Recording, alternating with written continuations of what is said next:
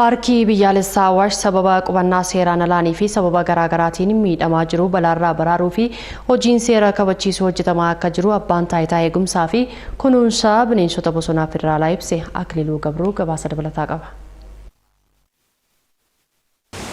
Paarkiin Awaash paarkii biyyoolessaa biyyattii umrii dheeraa galmeessisan keessaa isa tokko yoo ta'u, paarkiin kun iddoo jireenya biqiltoota bineensotaa fi simbirroota garaagaraati. Fincaa'aan Awaash kan duubatti argitan kun paarkii Awaash kana keessatti kan argamu yoo ta'u, turistoota biyya alaa akkasumas biyya keessaatiin hedduu kan daawwatamuu fi kan jaalatamu ta'us hubannee jirra. Paarkiin kun qubannaa seeraan alaatiin yeroo ammaa haala sodaachisaa keessatti argamuu isaatis hubannee jirra.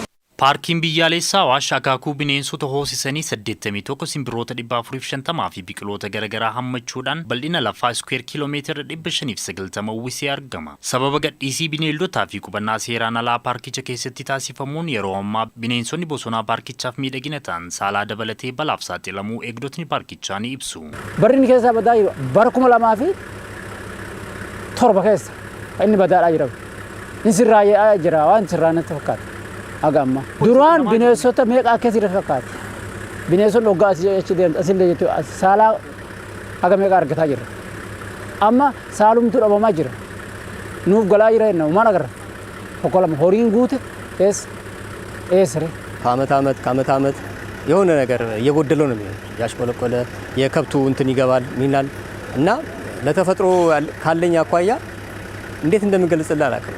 ውስጤ በቃ በጣም ነው የሚቃጠለው እንዲህ ሲሆን Paarkiin Awaash yeroodhaa gara yerootti wantoota hedduu hir'isaa deemaa jira. Loowwan akkuma salphaatti gara paarkichaa seenu. Jaalala bineensota bosonaaf qaburraa kan ka'e yommuu wantoota kana ilaalu keessi koo baay'ee aara. Kana ittisuufis nuti hooggansa paarkii wajjin ta'uudhaan gara aanaatti yommuu dhimmicha dhiyeessinu kutannoon gamasiin jiru laafaadha. Kun immoo paarkicha balaaf saaxilaa jira.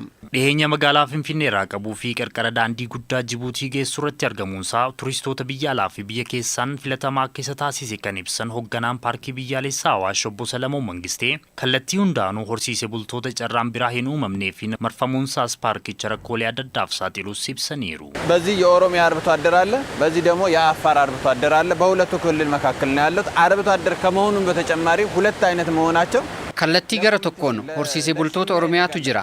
Gama isa biraan ammoo horsiisee bultoota Affaaritu paarkicha marsee argama. Kanaafuu paarkichi naannolee lama gidduutti argama. Kun ta'uun isaas horsiisee bultoonni gama lameen hin jiran lafa paarkichaa saamuudhaaf akka wal dorgoman taasisee jira. Gama biraan ammoo horsiisee bultoonni kunneen qabeenya qaban sirnaan akka fayyadamaniif hojiin hojjetame jiraachuu dhabuunii fi lafa dheedinsaa gahaa qabaachuu dhabuun isaanii gadi dhiisii beeladootaa fi qubannaa seeraan alaaf paarkicha saaxilee jira.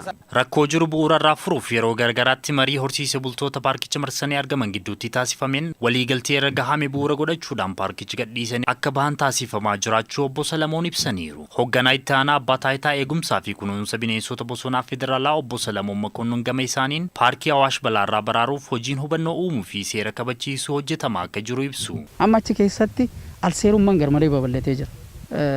Poolii achi jirullee hatanii almost waggaa 3 fi ibsaan hin jiru hamma paarkii san keessatti jechaadha. Kanaaf gama tokkoon hubannoo uummataa cimsuu danda'uu qabna. Karaa biraatiin immoo olaantummaa seeraa mirkaneessinee rakkoo keessa akka bahu hojjechuu danda'uu qabna inni itti deemaa jira. Hojjettoonni Komishinii Turizimii Oromiyaa Paarkii Awaashitti imaluun haala inni irra jiru taajjaban qabeenyota turizimii Oromiyaa kunuunsuu fi beeksisuudhaan faayidaa hawaasaaf oolchuun barbaachisaa akka ta'e ibsu. Maarketii fi piroomooshinii irratti sirriitti hojjechuu barbaanna. Itti aansee immoo community based ta'uu qaba jenneeti yaadna. Community based ta'a jechuun uummanni naannaa kanaa fakkeenyaaf Awaash jirra. Awaash kanarratti inni fayyadamaatiin jiru.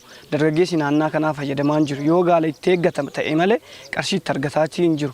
Akka qarshii argatu, akka inkaamiin isaa guddatu goota taanaan pilaanii akkasii qabna waan ta'eef isa goona taanaan joob kireeshinii adda addaa bannaa fi taanaan paarkii kanas hin eeggatu irra caalas nu beeksifama. Uummannis kabiyya keessas kabiyya alaas dhufee iddoo ta'eetiin yaada. Baay'ee giriiniidhaan beektaa destinationota illee baay'een hin qabdi Oromiyaan baay'ee jechuudha. Garuu piroomooshinii maarketiin hin hojjetamne naannaan destinationotnis illee deeveloop hin taane jechuudha. Kanaaf moor hojjetamuu qaba. Akka OTCnis kanuma kaayyoon keenya. Kana imeejii isa durbadee sana imeejii sana biild goone uummannis ta'e domestic isa jennu kanas international turistootas akka Oromiyaa dhufanii ilaalanii fi yaalii guddaa gochaa jirra jechuudha. Bineensotaan alattis fincaa fi allayyaan Awaash gaarri Fantaallee fi hawaasni horsiisee bulaa Karrayyuu Ituu fi Affaar aadaa ganamaa ofii eeggachuudhaan naannawa paarkichaatti argaman paarkichi turistootaan akka jaalatamu taasisanii jiru.